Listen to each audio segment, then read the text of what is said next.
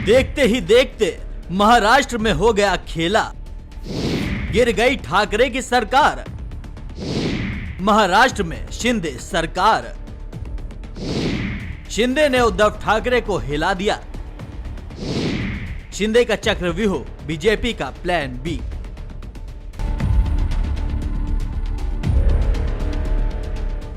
यह राजनीति है साहब, हर किसी के बस की बात नहीं, जरा सा चूके तो हो गया खेला। जी हां, हम बात कर रहे हैं महाराष्ट्र की, जहां पलके झपकते उद्धव ठाकरे हो गए पैदल और शिंदे ने उद्धव ठाकरे की सीएम की कुर्सी खा ली। उद्धव ठाकरे बहुत दबाव बनाने की कोशिश की, लेकिन शिंदे के गुट ने उद्धव ठाकरे को नहीं बख्शा और आखिरकार उसकी कीमत सीएम की कुर्सी से हाथ धोकर चुकानी पड़ी। अब उद्धव असहाय है और मौज में है बीजेपी। पिछले 2 सालों से महाराष्ट्र की सत्ता पर उद्धव ठाकरे काबिज थे और 2 विरोधियों को साथ लेकर सरकार बनाई थी, लेकिन उन्हें नहीं पता था कि ये महज सत्ता हासिल करने के लिए वो कर रहे हैं।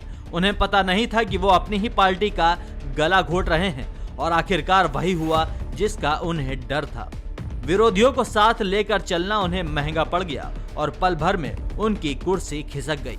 बीजेपी की चालाकी देखिए, सत्ता पर काबिज भी हो गई और किसी की दुश्मन भी नहीं बनी। अब बताते हैं इस खेला की तैयारी कब शुरू हुई थी। आपको याद होगा शाहरुख खान के बेटे आर्यन खान के साथ क्या हुआ था।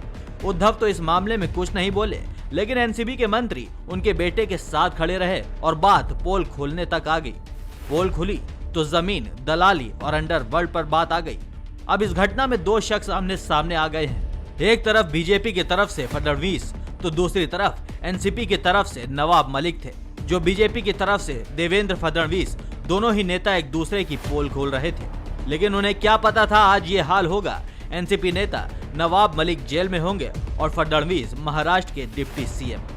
दूसरी ओर एक बड़ी वजह यह भी है कि शिवसेना कभी हिंदुओं के लिए मुखर होकर बात करती थी और हिंदुत्व से ही उनकी राजनीति शुरू हुई, लेकिन मजबूरी की सरकार बनाने के बाद शिवसेना के हाथ बंध गए और वो हिंदुत्व की राजनीति भूल गए। अब शिंदे बाला साहब के असूलों की दुहाई दे रहे हैं और उनका उद्धव तमाशा देख रहे हैं। उद्धव साहब को नहीं मालूम था कि सत्ता पाना आसान होता है, लेकिन सत्ता को बचा पाना सबसे बड़ी चुनौती होती है।